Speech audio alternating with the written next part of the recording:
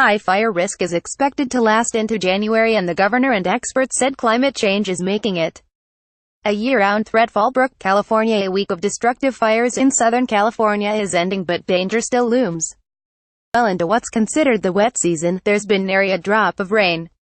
That's good for sunseeking tourists, but could spell more disaster for a region that emerged this spring from a years-long drought and now has firefighters on edge because of parched conditions and no end in sight to the typical fire season. This is the new normal, Governor Jerry Brown warned on Saturday after surveying damage from the deadly Ventura County fire that has caused the most destruction and continued burning out of control. "We're about ready to have firefighting at Christmas. This is very odd and unusual, even as firefighters made progress containing 6 major wildfires from Santa Barbara to San Diego County, and most evacuees were allowed to return home. Predicted gusts of up to 80 kilometers per hour through Sunday posed a threat of flaring up existing blazes or spreading new ones. High fire risk is expected to last into January, and the governor and experts said climate change is making it a year-round threat. Overall, the fires have destroyed nearly 800 homes and other buildings, killed dozens of horses, and forced more than 200,000 people to flee flames that have burned more than 700 square kilometers since Monday. One death so far, a 70-year-old woman who crashed her car on an evacuation route, is attributed to the fire in Santa Paula, a small city next to Ventura where the fire began. The Ventura blaze continued to burn into rugged mountains in the Los Padres National Forest near the little town of Ojai and Horta Preserve established for endangered California condors. While many evacuation orders were lifted, new ones were established as the fire grew. Brown said he had witnessed the vagaries of the wind that had destroyed some houses and left others standing, and expressed concern for those who lost everything. "What can you say?" he asked. "When you lose your house and your belongings and people lose their animals, it is a horror, and it's a horror.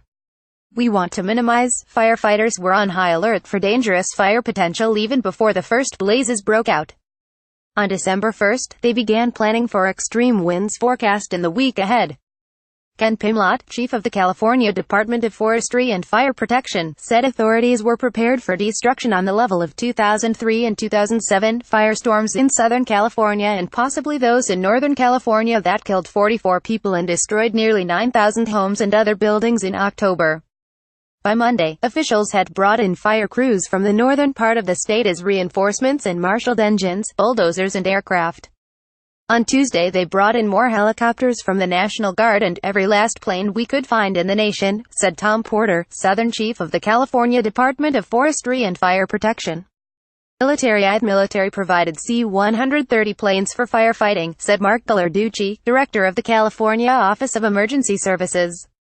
More than 290 fire engines came from Montana, Utah, New Mexico, Idaho, Arizona, Oregon, and Nevada. But when flames met ferocious winds, crews were largely powerless to stop them.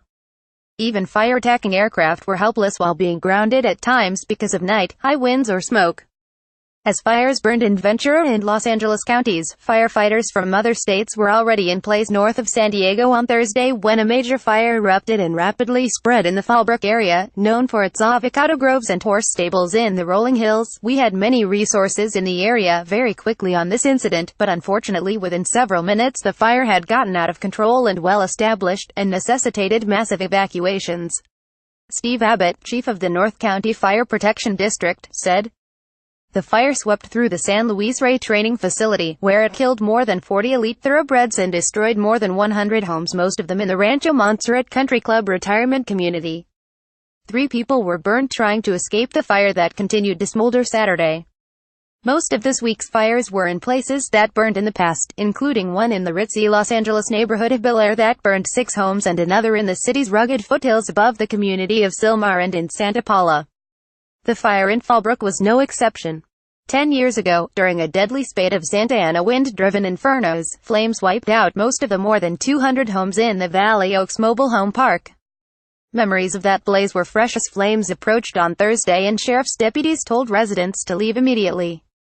By the time he got the order to go, Mateo Gonzalez had already helped his brother move out of his nearby place and packed all of his important belongings. In the 2007 firestorm, Gonzalez had almost no warning before his house was destroyed, only 4 months after moving in. "We weren't prepared the first time around. This time we were," he said on Saturday, the day after he returned to his undamaged home.